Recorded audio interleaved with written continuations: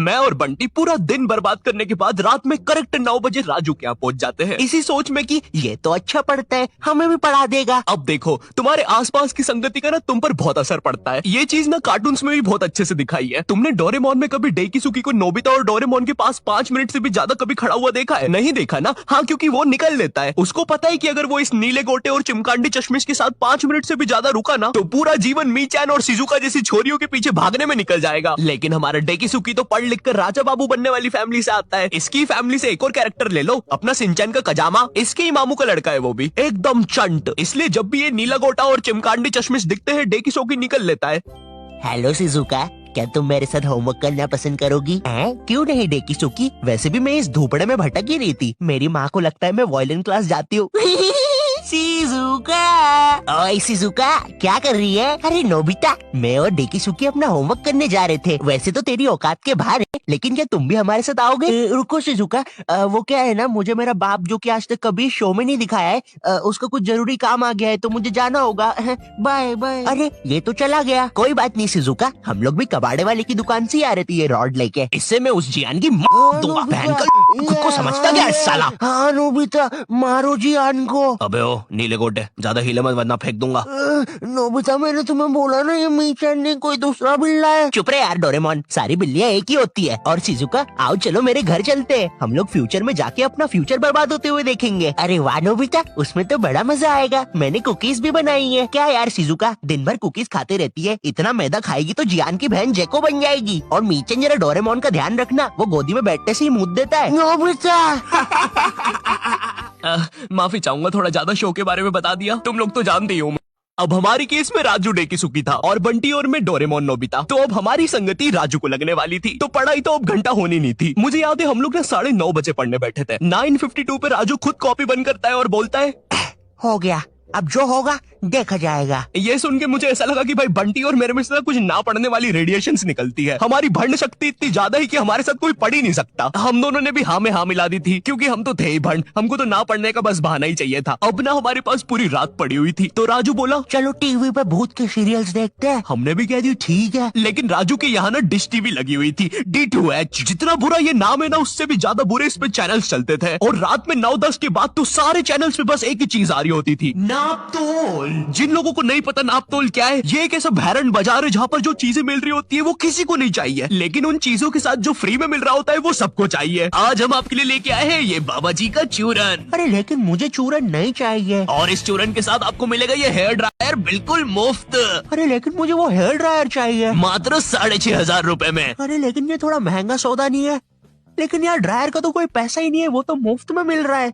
मैं मुफ्त की चीजें नहीं जाने दूंगा। नापतोल वाले कभी नहीं चूकते ऐसी चीजें लाने में जो किसी को नहीं चाहिए। तो मिडिल क्लास मंगलवार आने वाला है, जिसमें हम स्पेशली मिडिल क्लास फैमिली को चीजें बेचेंगे। तो कुछ बताओ आइडिया। सर अपन बुलेट प्रूफ जैकेट बेचे। शामी एक बात बता। शैलेंद्र सर, शैलेंद्र। सलीम तू मिडिल क्लास फैमिली से आता है ना? हाँ जी सर। कितना कमाता है तेरा बाप? 20,000 रुपया सर। तो ये तुम चाहते हो कि चोर 25,000 की बंदूक लेके तुम्हारे बाप के 20,000 रुपए छीनने हैं? भाग यहाँ से, हट। मिडिल क्लास फैमिली को बुलेट प्रूफ जैकेट बेचेंगे। देखिए कभी बाप ने बुलेट। सर इस गरीब पे टाइम वेस्ट करने से अच्छा मेरे पास एक आइडिया है, क्यों ना हम बुलेट प्रूफ चड्डी बेचे। ये होते हैं आइडियाज, क्या बात करी है। और सर हम उस चड्डी में ब्लूटूथ स्पीकर भी लगा देते हैं। तेरा तो प्रमोशन पक्का। नापतोल लेके आया आपके लिए बुलेट प्रूफ चड्डी, जिसको पहनने के बाद आप पर तो लड़कियां मरेगी, लेकिन आप किसी के बाप से नहीं मरेंगे। इस चड्डी के अंदर आपको मिल जाता है एक ब्लूटूथ स्पीकर जो कि रिकॉर्ड करता है आपके सारे खुशियों के पल। आइए जरा इन भाई साहब के खुशियों के पल सुनते हैं।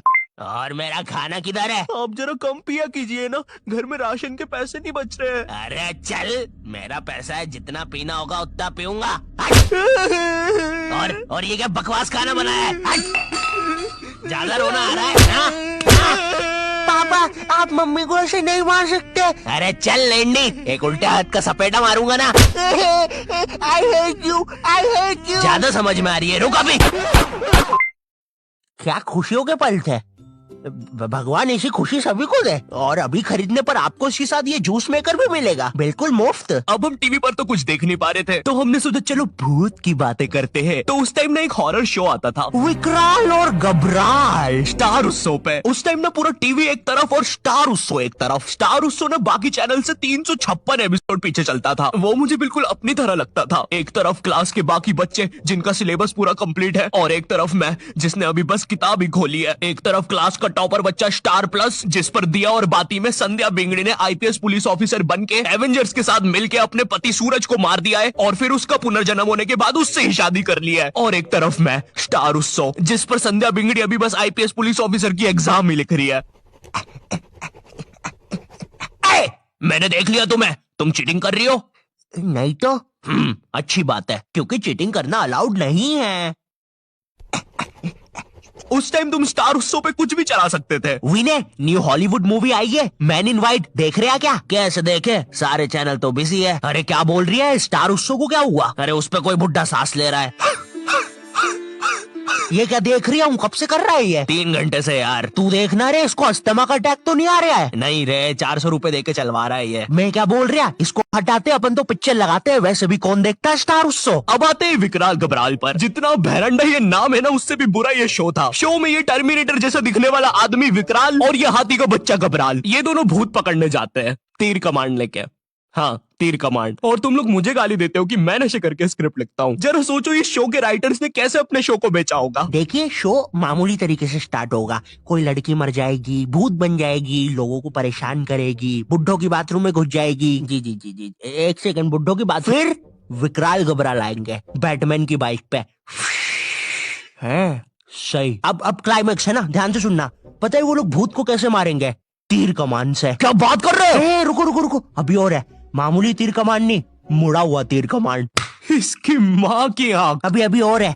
जब भूत मर जाएगा ना, तो वो उसको एक शीशी में बंद कर लेंगे। बहनचोद। रुको रुको, बस इतना ही है। बनाओ भाई, इसको अभी तक क्यों रुके थे? स्टार उत्सव पे डालते हैं। मैं ना विकराल घबराल की सारी चीजें इग्नोर कर सकता हूँ कि कैसे ये लोग भूतों को तीर कमान से मार देते हैं, फिर उनको शीशियों पे बंद कर लेते हैं। लेकिन मेरे से एक चीज इग्नोर नहीं हो पाएगी, ये टर्मिनेटर रात में काला चश्मा पहन के भूतों को पकड़ने जा रहा है, और भूतों को वैसे ही देखना आसान नहीं है। और ये इसके बारे में हम बात नहीं करेंगे। ये ना डायरेक्टर की मासी का लड़का है, इसका जेई पेपर क्लियर नहीं हो रहा था, तो इसको यहाँ एक्टिंग के लिए भेज दिया। मुझे क्या लगता है कि विकराल घबराल को ना ये फियर फाइल्स, आहट और फिर कोई है वालों ने ना मस्ती मस्ती में बना दिया है। तो अब हम लोगों ने डिसाइड किया कि हम लोग विकराल घबराल देखेंगे। तो राजू निकालता है अपना फोन। हाँ, राजू के पास उस समय फोन था, कोई तो ब्लैकबेरी 570 नाम का अजीब सा फोन था। एक बटन दबाओ तो 5-5 दबती थी, और कंपनी वालों ने भी ना पूरा कीबोर्ड लगा के भेजा है फोन में। और इस फोन में इंटरनेट चलाना जेई नीट के एग्जाम से भी कठिन है। तुम्हें पहले कोई पृथ्वी जैसे आइकन पर दबाना पड़ेगा, फिर उसके अंदर www.google.com पर जाना पड़ेगा, फिर उसके अंदर लिखना पड़ेगा www.utab.com, और तभी तुम देख पाओगे सौरभ जोशी विकराल घबराल। सॉरी, और ना गलती से भी मोबाइल बैलेंस पर इंटरनेट मत खोल देना, वरना तुम्हारा पूरा खानदान रोड पे आ जाएगा। क्योंकि इन बटन वाले फोन्स में ना सोने के भाव पे इंटरनेट चलता है। 1 MB 1000 रुपया। मैं भी किनको बता रहा हूँ, तुमने भी अपने माँ बाप के बटन वाले फोन में कभी ना कभी तो बैलेंस उड़ाया ही होगा। हेलो हेलो, ए बच्चे, अपनी मोबाइल कॉलर ट्यून को चल छैया छैया करने के लिए एक दबाए। छैया छैया एक। आपके मोबाइल बैलेंस से 1 लाख रुपए कट गए हैं, और अब आपका बाबू रोड पे आ गया है। हमारी सेवाओं का आनंद लीजिए। अरे हम लोग गरीब हो गए। अब हम लोग विकराल घबराल देख रहे होते हैं। मैं एक भूत हूँ। शो इतना बेकार है कि मुझे ये तक बताना पड़ रहा है। अरे विकराल घबराल, अरे भाई, जब नहीं दिखता है तो क्यों रात में काला चश्मा पहन के आते हो? क्या यार, सब कुछ मुझे ही करना पड़ता है। अरे ये तीर कमान कितने सीजन से यूज कर रहे हैं यार। अरे यार, विकराल ये मर गया क्या? लग तो रहा है गबरू।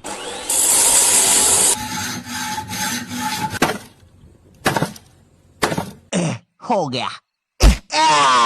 तुमने तो मुझे हरा दिया। चलो गबरू, उसको बॉटल में भर लेते हैं।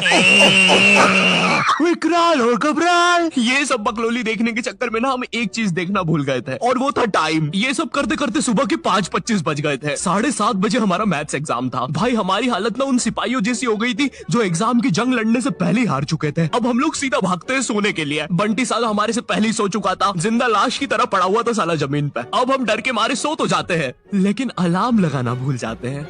सुबह के 9 बजे राजू के घर वाले आके हमको उठाते हैं, मुझे और बंटी को घर भगाते हैं, राजू को एक चमाट मारते हैं, और अब हम लोग 7:30 का पेपर 9 बजे देने जाते हैं। बस फिर क्या, मेरे और बंटी के 100 में से 7 और 16 आते हैं, राजू के 32 आते हैं, और फिर उसके बाद से राजू हमारे साथ कभी ग्रुप स्टडीज नहीं किया।